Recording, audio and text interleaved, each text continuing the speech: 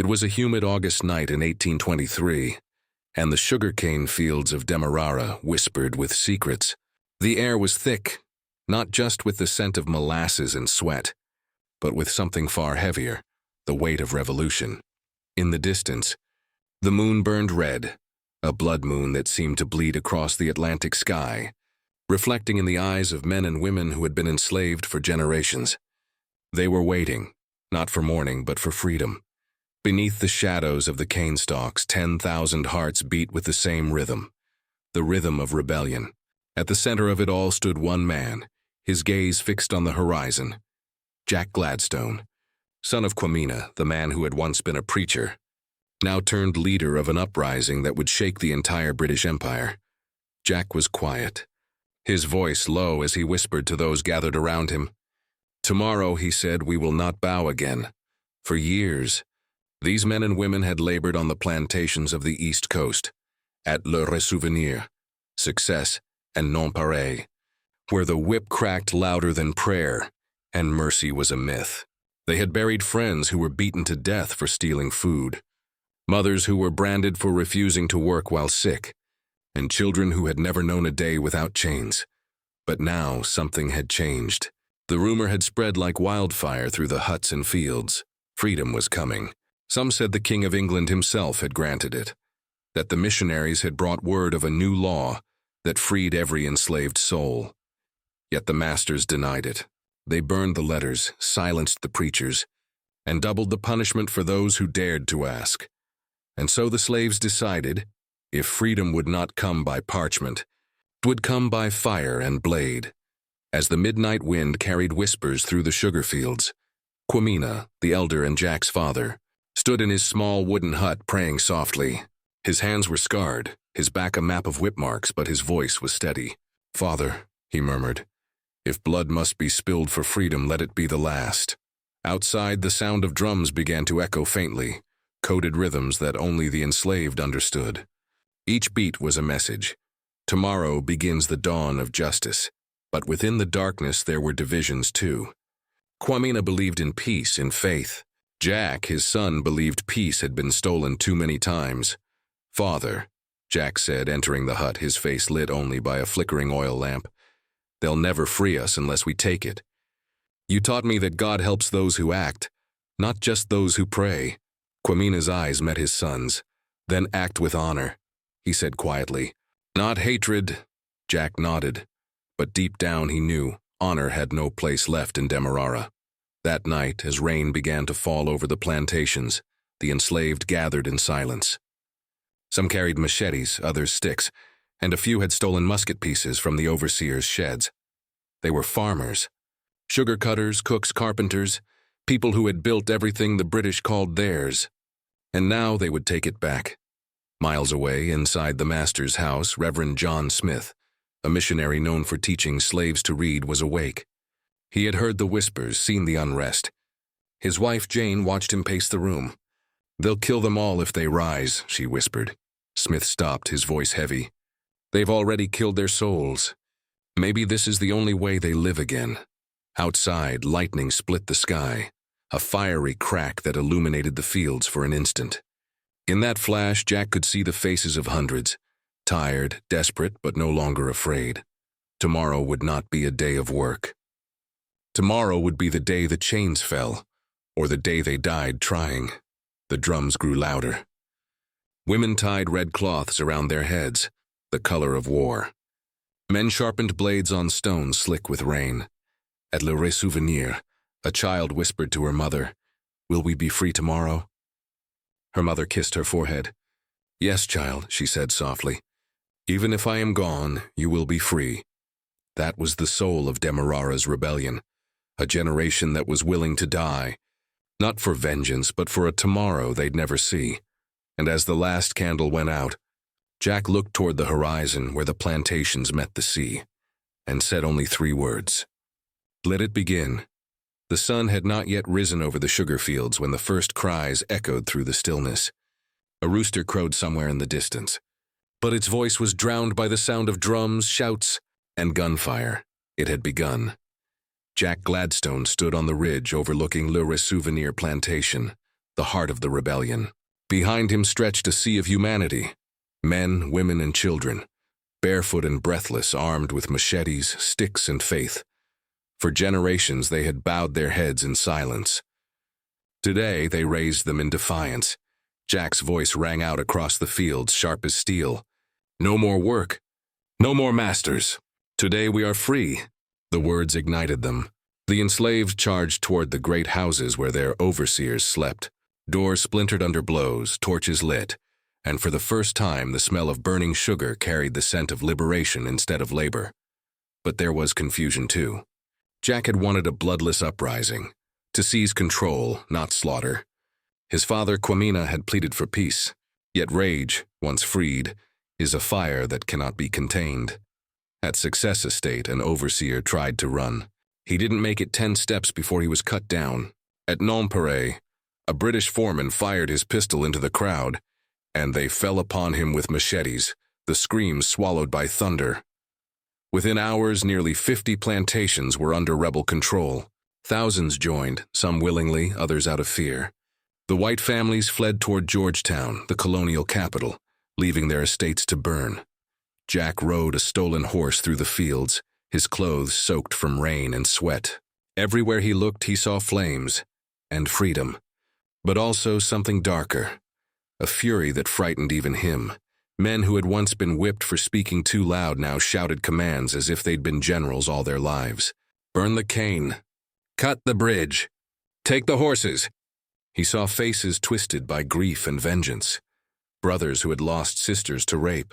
Mothers who had buried children born into chains. They weren't just fighting for liberty. They were fighting their ghosts. At the edge of Le Ressouvenir, Quamina approached, his Bible clutched in one hand. His eyes were tired but calm. "Jack," he said, "you must stop the killing." Jack wiped the rain from his face. "I told them to take prisoners.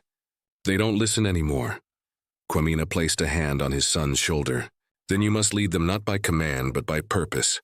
Freedom without mercy is only another kind of chain." For a moment Jack said nothing. Then in the distance a horn blew. The British soldiers were coming. Back in Georgetown the news had spread like wildfire.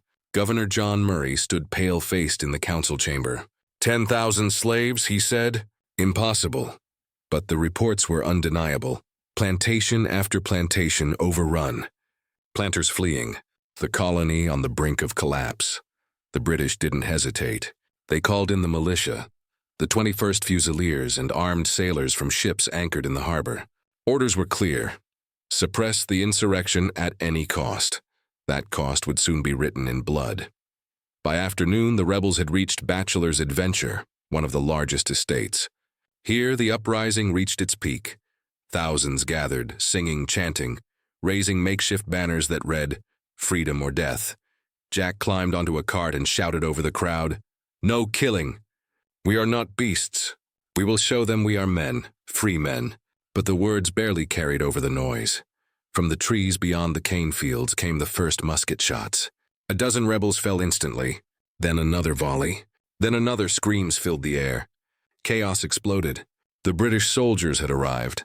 They marched in tight formation, red coats blazing against the green cane, bayonets flashing like lightning. The rebels, armed mostly with machetes, charged anyway. For a brief moment, it was as if the very earth trembled beneath the weight of the clash. Shouts, gunfire, smoke, and flame blending into a single roar. Men fell by the dozens, then hundreds. But still they fought, because for the first time in their lives they were dying as free men, not slaves. As the sun set over Demerara, the fields were littered with bodies, the smell of gunpowder mixed with burnt sugar and blood. Jack stood amid the wreckage, chest heaving, his sword slick with rain and tears. He looked around for his father, but Quamina was gone. The rebellion, which had begun with hope, was now turning into a massacre. Jack dropped to his knees, staring at the red horizon, whispering to himself, "They can kill us, but they can never chain us again." In the distance, the drums had fallen silent. Only the crackle of fire remained, the sound of freedom burning. The night after the massacre at Bachelor's Adventure was eerily quiet. The moon hung low over the smoking fields, painting the cane in shades of silver and ash. The cries of the wounded mingled with the low hum of insects, and the smell of burnt sugar still lingered in the air. Jack Gladstone sat on a fallen tree trunk, his sword resting on his knees, his hands trembling. Around him, the surviving rebels gathered, a few hundred men and women, their faces marked by soot, grief, and disbelief. "We were so close," whispered a young man, clutching a blood-stained machete. "So close." Jack looked up at the dark horizon where the plantations once stood. "This isn't over," he said, his voice hoarse. "They may have guns, but we have a cause. We fight until the last man." But deep down, he knew the rebellion was slipping away. The British army was relentless, and reinforcements were arriving by the hour. Warships lined the Demerara River, their cannons aimed toward the interior, ready to shell any sign of uprising. In the distance, drums of warning sounded, the signal from a nearby village that the redcoats were coming again. Jack rose to his feet. "We move north," he commanded. "Into the forests. They'll never find us there." The rebels followed him into the darkness, vanishing into the dense tropical jungle, their only refuge left. At dawn, the British counterattack began in full. Columns of soldiers marched through the cane fields, rifles gleaming, bayonets fixed. Behind them rode the mounted militia, planters, overseers, and bounty hunters hungry for vengeance. "Burn everything they touched," barked Captain John Simpson. "If a slave refuses surrender, shoot on sight." And so they did. Villages suspected of harboring rebels were torched. Men were lined up and shot. Women were whipped for information. The rebellion that had begun as a cry for justice was being drowned in blood. By the second day, smoke rose across the Demerara coast like storm clouds. The British were taking no chances. To them, this was not just a revolt. It was an infection that needed to be cut out before it spread to other colonies. Meanwhile, deep in the forest, Jack and a handful of survivors struggled to keep hope alive. They built crude shelters among the trees and sent scouts to find Quamina, who had vanished during the chaos. One evening, as rain poured down, a scout returned, his face pale. "They've captured him," he said quietly. Jack froze. "Where?" "At Plantation Chateau Margaux. The militia found him hiding in a barn. They're taking him to Georgetown for trial." Jack slammed his fist against a tree, rainwater splashing around him. "Trial?" he spat. "They'll hang him before he says a word." He turned to his men. "We're getting him back." That night, they crept toward the edge of Chateau Margaux, where torches flickered against the rain. A line of soldiers guarded the barn, rifles slung over their shoulders. Inside, through a crack in the wall, Jack could see his father, tied to a post, his clothes torn, his head bowed in prayer. Quamina's lips moved silently, whispering to the heavens. Even in chains, he looked peaceful, unbroken. Jack signaled his men to wait. He crouched low, slipping through the shadows like a ghost. The rain muffled his steps, but just as he neared the door, a musket fired. Sparks exploded from the barrel, and the silence shattered. "Ambush!" a soldier yelled. Bullets tore through the night. Jack's men scattered into the trees, returning fire with muskets stolen from the plantations. The fight was brief but brutal. Screams, flashes of gunfire, the smell of wet gunpowder thick in the air. When it was over, Jack stumbled into the barn, but Quamina was gone. Only his blood remained on the floorboards. The next morning, British troops paraded through Georgetown with a grim trophy, Quamina's lifeless body. His execution had been swift and public, a warning to anyone who dared rise. Again, Governor Murray ordered the corpse to be displayed at plantation success for days, a spectacle meant to crush the last embers of resistance, but it had the opposite effect. Across Demerara, whispers spread among the enslaved. "Quamina is dead, but his spirit walks the fields." Some claimed to see his shadow among the burning cane at night. Others swore his voice echoed through the forest, urging them to endure. For Jack, the news struck like lightning. He collapsed to his knees, the jungle echoing his cry of rage. "You killed my father," he roared into the storm. "You killed his dream. But you will never kill our freedom." By the end of that week, the rebellion had been all but crushed. Thousands were captured, hundreds executed. The rest hunted through the forest like animals. But even as the British celebrated their victory, something had changed in Demerara. The enslaved people had seen their own power. their ability to rise, to defy, to fight. And though the rebellion failed, the idea of freedom had taken root too deep to ever die. Jack Gladstone, now a fugitive, vanished into the jungle. For months rumors spread that he had fled to Suriname or joined the Maroons in the mountains. Some said he lived in the shadows, waiting for the right moment to strike again. And for the first time, the British planters slept with loaded pistols under their pillows, because they knew the slaves would never be silent again. The British ships sat anchored in the Demerara River, their black hulls gleaming under the harsh sun. The rebellion was broken, its leaders either captured or dead. What remained now was the performance, the trials, meant to wash the empire's hands of guilt and restore order. The governor's mansion in Georgetown was transformed into a war court. The air was thick with humidity and fear. Dozens of captured slaves were lined up, their wrists bound, faces swollen from whippings. Soldiers stood watch, muskets in hand. At the center of it all sat Jack Gladstone, his head unbowed, his eyes defiant. Jack Gladstone, the magistrate intoned, voice echoing across the chamber. You are charged with treason against His Majesty the King, inciting rebellion, and the murder of white subjects. How do you plead? Jack's jaw tightened. His voice, when it came, was low but steady. I plead for justice. The justice you denied us for generations. Gasps filled the room. One of the planters slammed his cane on the floor. Insolent savage. You'll hang for this. Jack turned his gaze toward him. Then hang me. But know this. The fire you started with your cruelty will burn your world down one day. The judge's gavel struck wood. Silence in the court! For days, testimonies were gathered. Overseers spun tales of terror, describing how murderous slaves had attacked them in the night. They painted the rebels as beasts, not men seeking freedom, but monsters to be crushed. None spoke of the beatings, the rape, the starvation, the endless toil in the cane fields under a sun that felt like punishment. When it came time for Jack's defense, there was silence. No lawyer dared speak for a slave. And then something remarkable happened. A white missionary, John Smith, a man known for preaching peace, stood up. His voice trembled as he addressed the court. Jack Gladstone and his people were not rebels, he said softly. They were men driven to desperation. The cruelty of this system, the denial of their humanity. This rebellion was not born of wickedness, but of injustice. The room fell silent. Every eye turned to him. Governor Murray's face hardened. Enough, he said coldly. You forget your place, Reverend.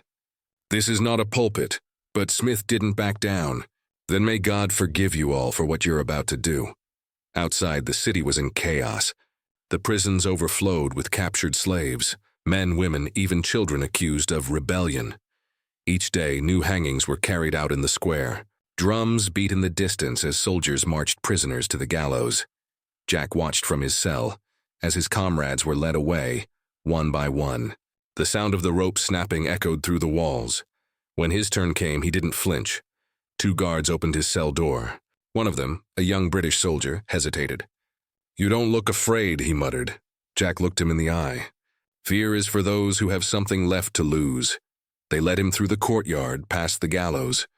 But as the noose was being prepared, a messenger arrived, panting, shouting, Stop! By order of the governor. This one is to be transported, not executed. The crowd murmured in confusion. Jack's sentence had been commuted. Some said it was because of John Smith's testimony. Others whispered that the British feared turning him into a martyr like his father. Either way, he was spared the rope, but condemned to exile. He was loaded onto a ship bound for St. Lucia, chained alongside dozens of other prisoners. The vessel creaked under the weight of misery. The ocean stretched endless and blue, mocking their suffering. For weeks, Jack sat in the darkness of the hold, listening to the waves slam against the hull. His body was broken, but his mind burned with memory of Kwamina's smile, of the smoke-filled skies, of his father's voice whispering, Freedom will come. My son. At night, when the guard slept, Jack stared through a crack in the wooden planks at the stars. He imagined his father among them, watching, waiting. I'll finish what you started, he whispered. Back in Georgetown, John Smith was not so lucky. The British charged him with inciting rebellion through the preaching of equality. He was sentenced to death, but his health failed before the sentence could be carried out. He died in prison, a martyr to those who believed that all men, black or white, deserved freedom. News of his death spread to England, sparking outrage. Newspapers condemned the cruelty of the planters. Protesters filled the streets of London, demanding the abolition of slavery in all British colonies. The rebellion that the Empire had tried so hard to bury was now a fire they could not extinguish. Months later, the ship carrying Jack Gladstone vanished in a storm. No survivors, no wreckage, only stories. Some said he drowned. Others claimed he escaped, that he swam to shore and vanished into the jungles of South America, becoming a ghost among the trees. But for years afterward, planters in Demerara swore they could hear drums beating in the distance on stormy nights, the rhythm of rebellion. Thump, thump, thump, freedom will come. The flames of Demerara had been extinguished, but the smoke carried far, across the Atlantic, through the humid winds, and into the heart of London itself. Months after the rebellion's brutal suppression, British newspapers began to print stories that the colonial government desperately wanted buried. 10,000 slaves in open revolt, hundreds executed, missionaries imprisoned, whippings without trial, and then the death of Reverend John Smith, the Demerara martyr. It was a headline that cracked the empire's polished surface. London. Winter 1824, the city was cloaked in fog. The streets choked with carts and carriages. Inside Parliament, the air was no less heavy, thick with the tension of conscience and power. Lord Bathurst, the Colonial Secretary, stood before the Assembly. His voice was cold, measured. The events in Demerara were the unfortunate consequence of misguided fanaticism. Order has been restored, but in the back benches another man rose. Firebrand abolitionist, William Wilberforce, gray-haired but unyielding. His voice cut through the murmurs like a blade. Order restored? You call the slaughter of unarmed men order? The hanging of a missionary justice? Gentlemen, the colonies are drowning in blood. The chamber erupted. Some MPs shouted him down. Others pounded their desks in approval. A younger voice joined in. Thomas Fowell Buxton, Wilberforce's successor in the fight against slavery. We cannot claim to be a Christian empire while we chain men and women like beasts. Demerara is not an anomaly. It is the truth laid bare. The debate raged for hours. Outside, crowds had gathered.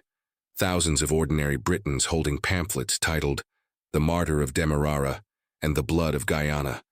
Every sermon, every speech, every tear shed for John Smith became fuel for the abolitionist cause. The fire had traveled. Meanwhile, in Demerara, the plantations were quiet again, but not at peace. The cane fields stood tall, green and golden, hiding the graves beneath. Whispers passed from hut to hut at night. Stories of Jack and Quamina, of courage, of sacrifice. Elder women told children, one day the sea will bring freedom, just like it took your fathers. Planters rebuilt their houses, reestablished their power, but something was different now. The slaves no longer looked at them with fear, only with silent knowledge. The overseers could sense it too, that behind every bowed head, there was a spark. The tide turns by 1828. The abolitionist movement in England had transformed into a storm. Petitions with over 100,000 signatures flooded Parliament. Churches denounced the cruelty of the colonies.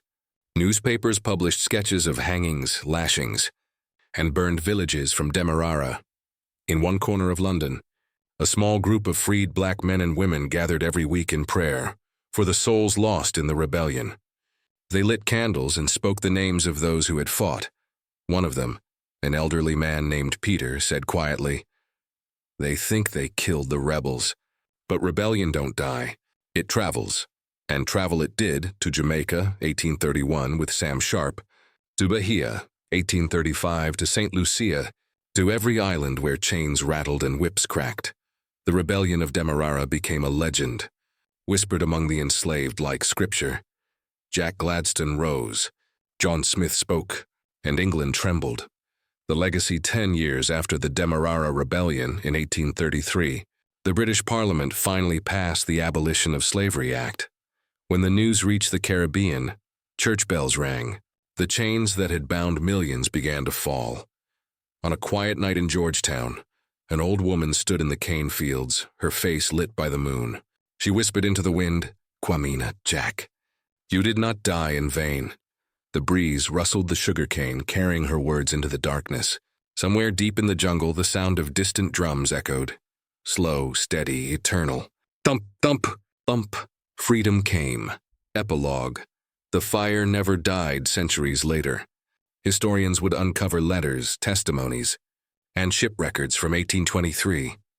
They would trace the roots of abolition not to Parliament, but to the blood-soaked soil of Demerara, and on that soil, where 10,000 slaves once stood united under the Caribbean sun. A single memorial stone stands today. It bears no names, only one inscription: "We rose." In 1823, 10,000 enslaved men and women in Demerara dared to believe they could be free. Their rebellion was crushed, but their sacrifice ignited a revolution of conscience in Britain, leading to the end of slavery in its empire.